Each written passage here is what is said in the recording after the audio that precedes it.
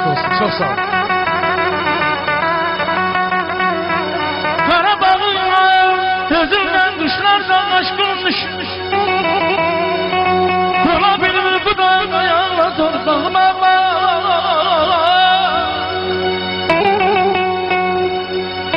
Deyirəm ay Habil, ömrüm boyu itirib asfalt yolu, bahar çiçəklərinin qucağında azaydım. Qanadaydı əlimi, ayağımı dağ kolu, qulaqlarım dağ deşən qaynağında azaydım. Deyirəm ömrüm boyu itirib yasa gedən yolu mən, nəğməmlə gözəllərin dodağında azaydım. Pay piyada keçəydim neçə obadan, eldən, İnsan saadetinin sorağında azaydım, sorağında azaydım. Ağaçlar kanarlar, yarpaqlar qalmış. Ağaçlar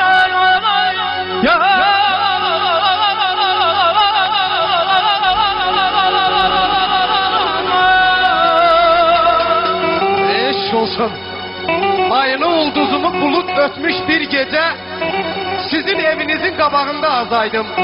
Sonra qəmər nurunu səpdikcə incə-incə sənin gəlin bəzəkli otağında azaydım. Nəyimə lazım mənim yad ölkə, yad məmləkət, yurdumun yaxınında, uzağında azaydım. Çoxdur insan qəlbində arzu, istək, mən fəqət arzuların çin olan yığınağında azaydım. Eşq olsun, arzularımız çin olsun. Karabağ'ın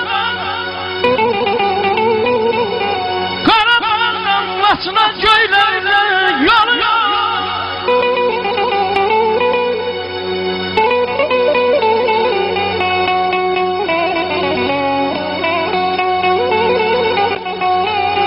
Karabağ'dan Lasına köylerine yolu Babəkimi tuturlar ayna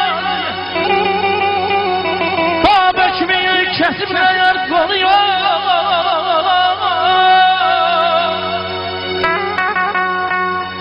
Bir başı bəlalı, dili nəvalı, sinəsinə dağlar çəkilən mənəm. Bir məzunun sevdalı, fərhat havalı, işa tək çarmığa çəkilən mənəm. Olmaz mənim kimi şənli götər, sevgi zəmisini fələklər bitən, yuvası dağılan, çırağı keçən, yurdunda bostanlar əkilən mənəm, mənəm. Eşq olsun, İqbal qardaşı, mən olsun.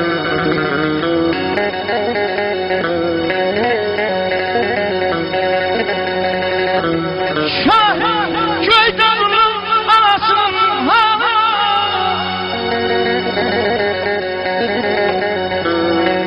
Şahin köydanın anasını ağlıyor Dağlıdır bu da anlatır Bağmağla seher seher bana gülür Seher seher bana gülür Ne babül ne de bağlar Ne babül ne de bağlar